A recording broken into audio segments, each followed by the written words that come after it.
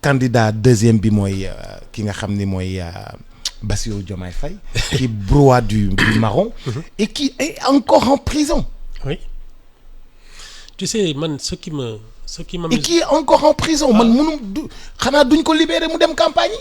Aucune idée vraiment ça c'est le droit mais ce qui me xam nga bi fii délégation boobu demoon fekk Ousmane Sonko à Ziguinchor. Oui la délégation. les vautours. waaw nga ne ma ñii ay vautours lañu. dañuy xaar Ousmane Sonko dee. ñu lekk. ce sont les mêmes que tu retrouves autour de Bassirou Diomaye Faye. tu as pas remarqué ça. Habib Sy naan moom ouvrier bu ndaw la mais que architecte bi ñoom Ousmane Sonko la yooyu moom dafay toj rek parce que xam na système bi mais architecte lui il a été ministre.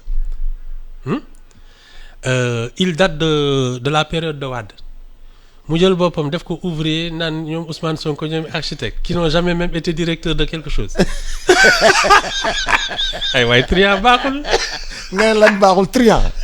li escroquerie politique mënul àtte li naa leen man ouvrier bu ndaw laa yéen architecte yi non c'est affreux.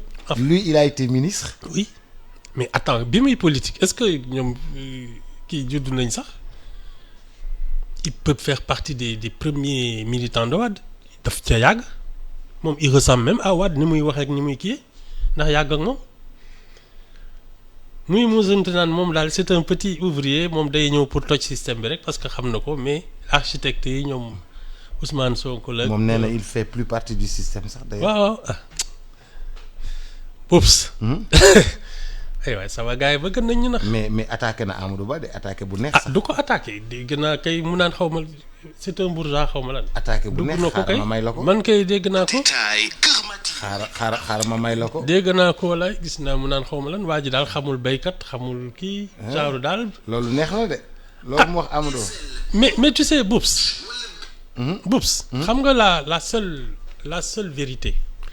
C'est que en attaquant Amadou Ba il lui donne encore plus de visibilité parce que si tu as un temps d'antenne au lieu de parler toi de tes projets et de tes propositions tu parles de l'autre c'est-à-dire que tu es en train de lui donner ton temps d'antenne c'est bien dañ ko continuer rek bu mu ko jox temps d'antenne am du wax nit ñi fan la jëmee réew mi dégg lu mu ko wax man kay bébé Amadou Ba nga xam ne barki démb la ko Macky Sall feral nga xam ne xamul Sénégal xamul mbay xamul sàmm xamul napp c'est un candidat bourgeois boo ko déggee li muy waxee sax bon vous savez kii doomu Ablaye Wade dëgg la il a même les intonations de Wade. il a même les intonations de Wade. déglul Wade ay 88 ak yooyu c'est presque la même voix. ba pare même kooku la yëg keekanto yi. parce que waaw monsieur Moulin ak madame Fora jaar yooyu c'est kii moom doomu Wade la. Habib Sy. ah oui. oula c'est presque son il commence même à lui ressembler physiquement. non sama gars yi su ñu bëggee nax.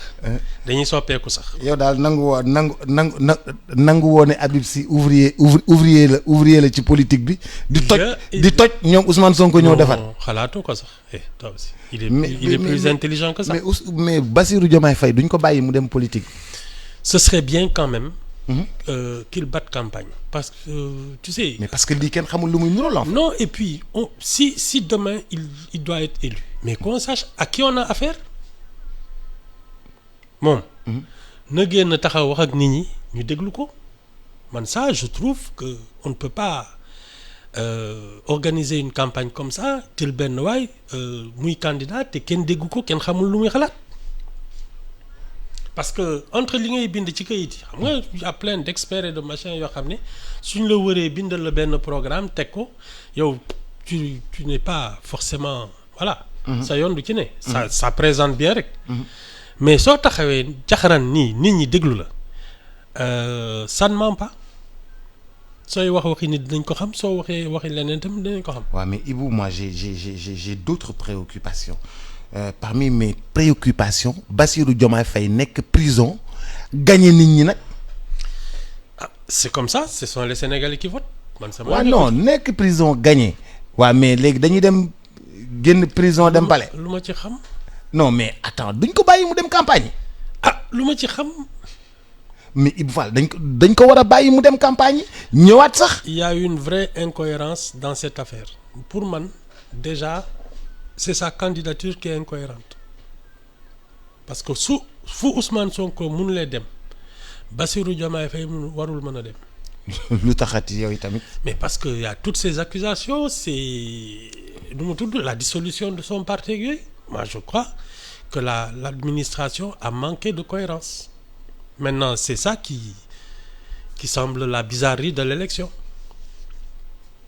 en tout cas ñi ko wër de ña ngay campagne di ko tudd ak yooyu di rafetal di yollosi c'est bien. non mais ñoom ñi ngi campagne mais ndeyu mbille ji.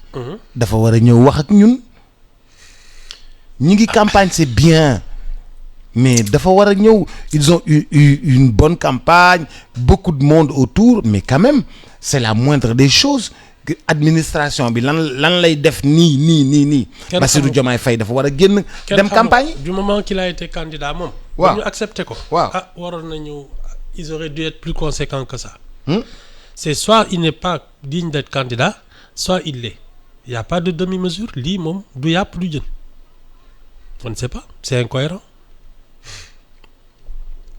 mais lii kat kenn xamul lu mu doon. man mii de laaj nga mott génnam moom. mais parce que lu kenn mësut a gis c'est une situation inédite. non temps mais yow Boups li fi xew temps yi yëpp c'est inédit ay reporter ay élections ki dugg fii génn fële attends nous sommes comme entrés dans une zone d'incertitude et de non-droit parce que même les histoires du PDS là qui veut faire arrêter les élections jeexagul di ña nga ca de.